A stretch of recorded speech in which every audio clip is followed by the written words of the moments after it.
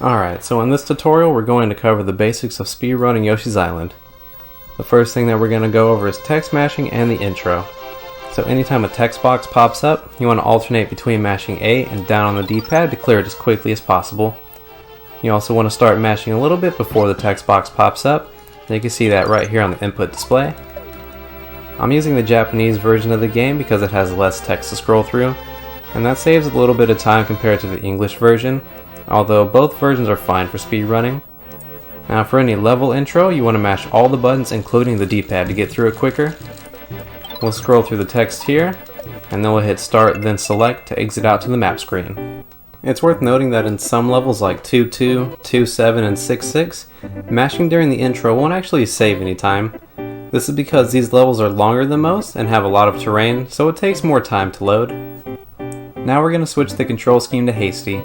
This is going to let us fire off quick egg shots more easily, and that can be done here or in 1.3. So you want to press left, press up then right, press down, and then press right to get back to 1.1.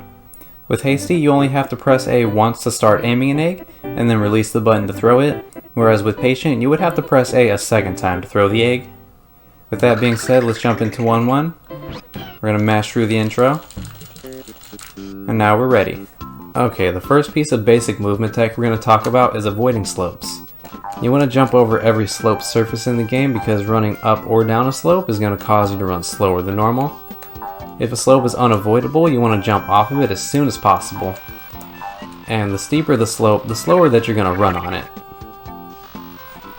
Now we're going to go over tonguing without losing speed. Normally if you tongue while you're moving, it's going to cut your speed in half. It doesn't matter if you're on the ground or in the air. However, this can be completely avoided. So what you want to do is, while running at max speed, jump, hold B the entire time, let go of the direction that you're running, and then tongue. You can tongue up, left, or right. Then once Yoshi's tongue is almost fully retracted back into his mouth, you can resume holding the D-pad again. So it looks something like this.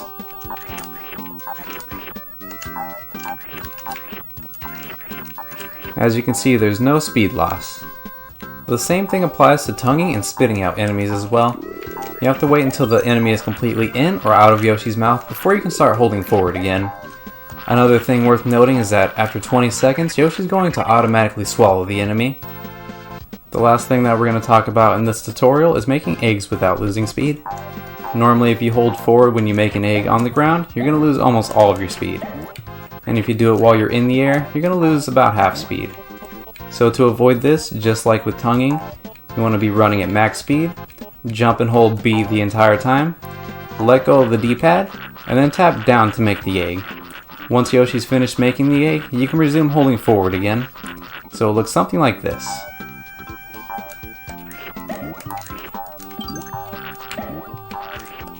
As you can see, there's no speed loss. With both tonguing and making eggs, the reason that you can do it without losing speed is because being in the air preserves your speed. So if you press left or right during the tonguing or egg making animation, it's going to cause you to slow down. Alright, that's about it for the basics. I hope the tutorial helped. Tonguing and making eggs without losing speed is a little tricky at first, and somewhat counterintuitive, but with some practice you'll be able to get it down no problem. So good luck and thanks for watching.